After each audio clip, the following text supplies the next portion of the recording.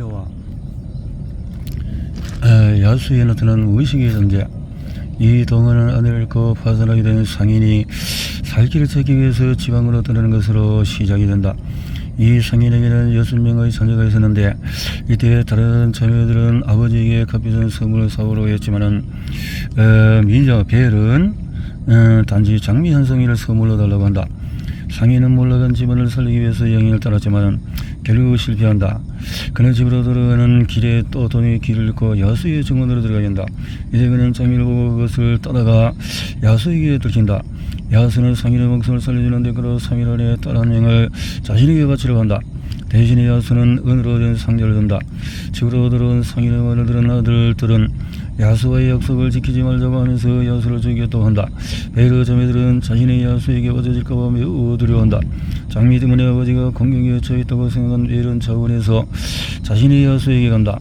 야수는 벨과 함께 살게 되면서 한 가지 약속을 해달라고 한다. 언제든지 진실만을 이야기해달라는 것이었다.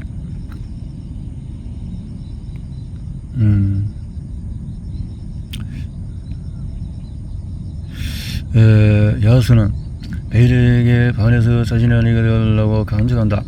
그때마다 벨은 당신의 나에게 친절하게 되었지만 당신의 아내가 되어줄 수는 없어요. 왜냐하면 사랑하지 않기 때문이죠 라고 대답한다.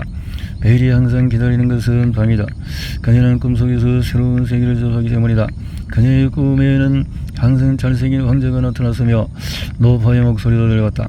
당신의 행복을 찾기 위해서는 내면에 감춰진 아름다움을 들여다보세요 라는 내용이었다. 그러던 어느 날 벨은 마술고를 통해서 아버지가 몸져 누워있다는 사실을 알게 된다. 야수는 벨이 집에 가는 것을 허락하지만 3주 안에 돌아와야 한다고 한다.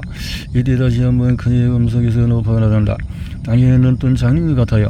나는 당신이 행복이란 눈에 보이는 표면에 있는 것이 아니라 사실을 알기를 바랐어요 라는 말을 한다. 벨은 집으로 들어가서 아버지를 돌보고 어머니들과 함께 행복한 시간을 보낸다. 그녀는 야수가 걱정이 되었지만 언니들은 계속 집에도 오래 머물라고 종용한다. 그러는 날 벨은 꿈을 꾸게 되는데 야수가 정원에서 죽은 듯이 누워있는 모습이다. 벨은 한급히 야수의 곁으로 달려갔고 도착했을 때 야수는 꿈에서 본 대로 땅에 죽은 듯이 누워있었다. 이때 벨은 자신이 야수를 사랑하고 있다는 사실을 깨닫고는 정말로 사랑한다는 말을 되낸다. 이때 야수의 몸이 변하면서 자신의 꿈속에 봤던 잘생긴 왕자로 변한다. 벨은 비로소 자신의 꿈의 내용을 이해하게 된다. 왕자와 야수는 하나였으며 자신의 사랑이 야수를 구한 것이다. 이 동화는 상인 집안의 몰락으로부터 시작된다. 이는 상징적으로 기성의 마음체계의 죽음을 의미한다. 그러나 죽음은 항상 재생을 의미한다. 파괴는 항상 새로운 창조를 불러오기 때문이다. 이때 상인이 여행의 목적에서 실패했다는 것은 바로 기존의 방식은 이제 통하지 않는다는 것을 의미한다. 마침내 상인은 집으로 오게 되는데 두 가지 상반되는 사실을 지닌 채로 온다. 은으로 된 상자를 통해서 집안을 일으킬 수 있다는 것과 자신의 딸을 야수에게 받지 않는 사실이다. 처음에 상인은 벨을 야수에게 가지 못하게 했지만 벨은 결코 야수에게 가겠다고 한다. 이때 남동생들은 야수를 죽이려 하고 벨의 언니들은 새로 생긴 자손으로 예전처럼 살살 살았던 대로 돌아가기만을 바란다. 남동생들의 언니들의 대응 방식은 우리가 흔히 접하는 위기에 대한 마음의 대응 방식이다. 언니들처럼 변화를 원하지 않고 예전의 생활 방식을 고수하려는 마음과 남동생들처럼 큰 위협이 닥칠 것을 알면서도 무리하게 없애려고 하는 것이다. 그러나 이런 위기 상황에서 벨은 야수와 함께 지내기로 마음먹는다. 위기와 공존하게 되는 태도로 갈 수 있다. 벨은 위기와 공존하면서 도리어 행복한 생활을 누리게 되는데 이때 그녀의 발전을 가로막는 장애물이 나타난다. 바로 집안 식구들이다. 아버지의 병으로 집으로 들어가는 벨은 언니들이 더 지내다 가라는 말이 현혹되어서 계속 머무르게 된다. 여기서 가족의 벨의 발전을 가로막는 예전의 태도를 의미한다. 이러한 예전의 방식은 항상 사람들의 발전을 의미하고 앞으로 나아가지 못하게 한다. 그런데 벨에게 앞길을 가라고 자꾸 재촉하는 것은 꿈속의 이미지다. 꿈은 바로 자기 자신 안에 존재하는 마음의 소리이며 무의식을 상징한다. 이 무의식은 의식이 깨닫지 못하는 면을 보여준다. 무의식은 야수와 왕자가 동일이라는 사실을 알고 있으며 야수가 위험한 성격의 노예성을 알려주면서 그녀가 집을 떠나도록 종용한다. 그녀는 마지막에 야수를 사랑한다는 사실을 깨닫게 되고 이것을 말로 표현하게 됨으로써 왕자를 야수로부터 구해낸다. 베일이 야수를 구하게 된 첫 번째 배경은 그녀가 기존의 생활 습관을 고수하지 않고 뚫고 나온다는 것에 있다. 다시 말해서 기존에 대한 방식을 버리고 새로운 세계에 대한 문을 열고 야수와 대면한다. 또한 그녀는 가족들이 그는 기대에 떨어지지 않고 자신의 꿈이 지시하는 대로 움직이면서 야수를 구하게 된다. 여기서 야수는 인간 안에 자리 잡고 있는 마음의 그림자를 상징한다. 인간이 자신의 의식만을 쫓다 보면은 그만큼 무의식에는 의식의 그림자가 짙게 드리워진다. 예를 들어서 우리는 선하게 살 것을 강하게 조작하는 사람이 도덕적인 충을 일으키는 경우를 많이 보게 된다. 또한 말과 행동이 너무나 다른 위선적인 행동을 하는 사람도 어렵지 않게 보이고 있다. 그림자의 가장 대표적인 예로는 지킬 박사와 아이들을 들 수 있다. 의식의 어떤 부분을 강하게 조작하면 할수록 그 뒤에 그림자가 짙게 들이오다가 갑자기 의식을 뚫고 튀어나오는데 자신도 그것을 억제하지 못하게 되는 것이다. 그러한 무의식의 그림자를 은연중에 알 수 있는 경우가 많다. 예를 들어서 자신과 이해관계가 별로 없는데도 불구하고 그 사람의 일거수일투족이 미운 사람이다. 이것은 개인에게 국한되는 것이 아니라 국가나 민족에게 집단적인 그림자를 들여오기도 한다. 지역 감정이나 국가 간의 반목적인 집단적인 그림자를 걸 수 있다. 자신이 억압하고 억누르고 있으며 자신이 버리고 싶은 마음의 그림자를 남을 통해서 보게 될 때 화가 나고 불쾌해지는 것이다. 칼 용은 이런 무의식의 그림자를 의식화할수록 또 자신의 추하고 더럽고 지저분한 무의식의 부분을 인정하고 받아들일수록 의식은 더 풍성해진다고 말했다.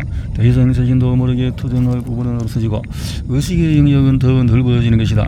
그림자를 의식에서 동화하는 모습은 미녀와 야수에 등장한다. 베일은 처음에는 야수와 왕자가 동일한 사람이라는 사실을 알지 못한다. 베일은 야수의 겉모습에서 드러나는 야만적이고 무서운 모습만을 보고 그를 사랑하지 않는다. 이는 우리가 흔히 무의식의 그림자를 배척하고 남을 비난하는 것과 마찬가지다. 그녀는 꿈속에 나타나는 잘생긴 왕자만을 그리워하며 지낸다. 그러나 무의식의 꿈은 그녀에게 왕자와 야수가 동일이라는 사실을 알려준다.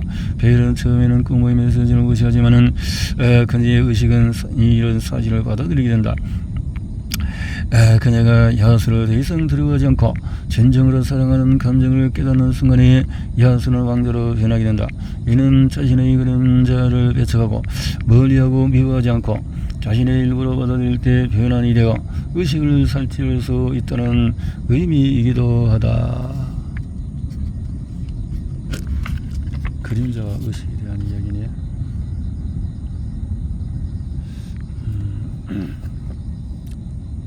그래요.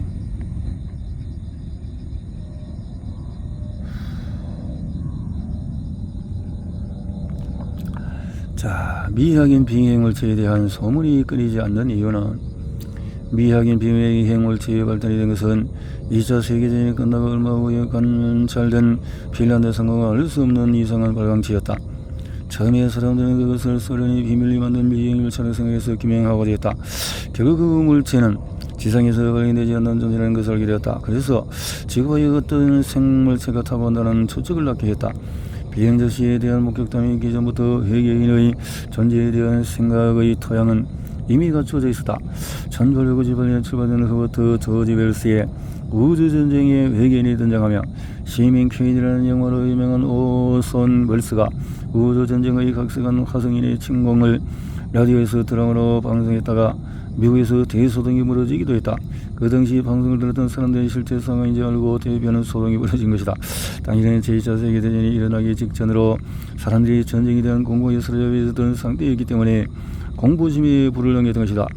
비행저시에 대한 목격담은 당시에 유행했던 SF 소설과 어우러져서 사람들의 상상력을 자극했다. 따라서 UFO는 두뇌가 좋은 존재에 의해서 조정되는 비행체라는 해석이 완전히 정설로 받아들여졌다.